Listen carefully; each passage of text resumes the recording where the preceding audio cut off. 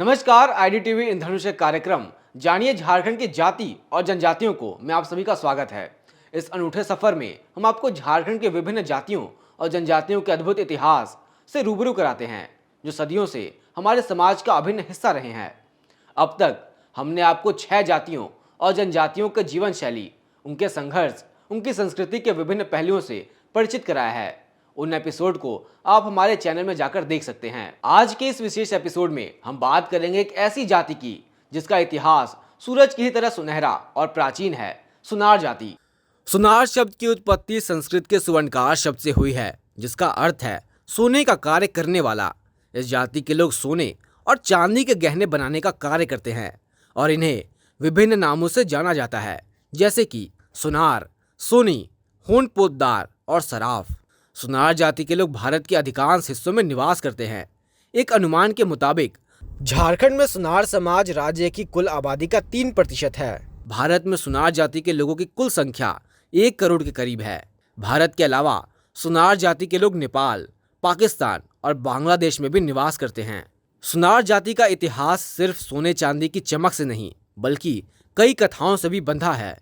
एक प्राचीन कथा के अनुसार प्रारंभिक काल में जब देवी दुर्गा मानव जाति की रचना में व्यस्त थीं, तब एक विशालकाय दैत्य जिसका नाम सुनवा दैत्य था और जिसका शरीर सोने का बना था, देवी की रचनाओं को निगलते जा रहा था। देवी ने इस संकट को हल करने के लिए एक सुनार की रचना की और उसे सोने के कार्य करने के औजार दिए। देवी द्वारा रचित सुनार ने सुनवा दैत्य से कहा कि अगर उसका शरीर पॉलिश कर दिया जाए तो वह और भी अधिक सुंदर दिखेगा। दैत्य इस चाल में फंस गया।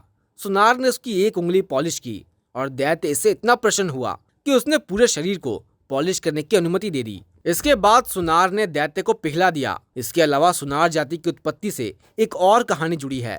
ये कहानी भगवान परशुराम से जुड़ी है। कहानी के अनुसार जब भगवान परशुराम क्षत्रियों का संहार कर रहे थे, तब एक सारस्वत ब्राह्मण ने 2 क्षत्रिय भाइयों को उनके क्रोध से बचा लिया था। सुनार उन्हीं 2 भाइयों में से एक के वंशज हैं। एक भाई के वंशज सुनार बने और दूसरे भाई के खत्री। सुनार जाति के लोग यह भी दावा करते हैं कि महाभारत काल में भारत की राजधानी हस्तिनापुर की स्थापना स्वर्णकार जाति के राजा हस्ती ने की थी। सुनार जाति में कई प्रकार हैं, जैसे बिहार, झारखंड, उत्तर प्रदेश और बंगाल में कन्नौजिया, अयोध्या क्षेत्र या अयोध्या के सुनार रहते हैं। कन्नौजिया सुनार अपनी उत्पत्ति कन्नौज से बताते हैं। वहीं अवधवासी और अवधपुरी अपना उत्पत्ति स्थल उत्तर प्रदेश का अवध क्षेत्र बताते हैं। समय दर समय रोजगार की तलाश में इन इलाकों से सुनार जाति का प्रवास पश्चिम से पूर्व की ओर हुआ और इस जाति के लोग पूर्वोत्तर भारत के अधिकांश राज्यों में निवास करते हैं। सुनार जाति में विवाह प्रथाओं में भी कुछ अनूठे नियम हैं। सुनार जाति की कहानी समय के साथ बदलते रीति रिवाजों और परंपराओं से भरी हुई है। इनकी कई उपजातियां हैं जो मुख्य रूप से उस क्षेत्र का पता देती हैं जहां से इनके पूर्वज आए थे। लेकिन एक बात हमेशा से तय रही है, एक ही शाखा के भीतर विवाह नहीं हो सकता। हालांकि जगह जगह इसके नियम बदलते हैं। कुछ गांवों में लोग 5 पीढ़ियों तक के रिश्ते में शादी नहीं करते, जबकि कहीं कहीं भाई की बेटी और बहन के बेटे का विवाह भी संभव है। इसीलिए शादी का अनुबंध तब तक स्थगित रखा जाता जब तक यह खतरा टल नहीं जाए। अयोध्या क्षेत्र या अयोध्या के सुनार में विवाह के नियमों के मुताबिक एक आदमी को अपनी पत्नी के जीवित रहते उसकी बहन से शादी करने की अनुमति नहीं थी, लेकिन अगर पत्नी का देहांत हो जाए तो वह उसकी छोटी बहन से शादी कर सकता था। हालांकि बड़ी बहन से विवाह करना वर्जित था। दूसरी तरफ समाज के अमीर और प्रतिष्ठित परिवार विधवा विवाह को गलत समझते थे और इसे रोकते थे, लेकिन बाकी समाज इसे सामान्य रूप से स्वीकार करता था। इस तरह सुनार जाति की परंपराएं और रीति रिवाज समय और परिस्थितियों के साथ साथ बदलते रहे, लेकिन उनका सामाजिक ताना बाना हमेशा से इन नियमों से गहराई से जुड़ा रहा।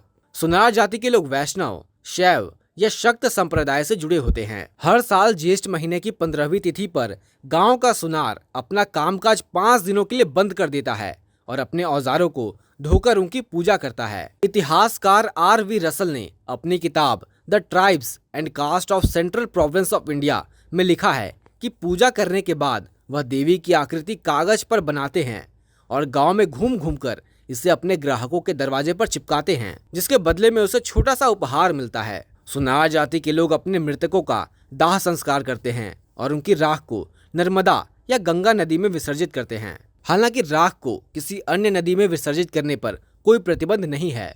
अगर किसी व्यक्ति की हिंसक मृत्यु हो जाती है और उसका शव नहीं मिलता तो उसके स्थान पर उसकी एक छोटी प्रतिमा बनाई जाती है और उसी के साथ सभी संस्कार पूरे किए जाते हैं।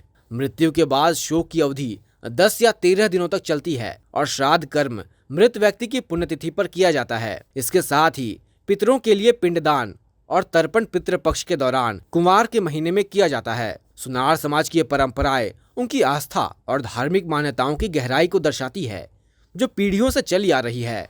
समय और स्थान के साथ इन रीति रिवाजों में भले ही कुछ बदलाव आया हो, लेकिन इनके मूल भाव आज भी उतने ही महत्वपूर्ण हैं। वर्तमान में सुनार जाति के लोग हर क्षेत्र में बेहतर कर रहे हैं। प्रसिद्ध अभिनेता और राजनीतिज्ञ राज बब्बर सुनार जाति से ताल्लुक रखते हैं।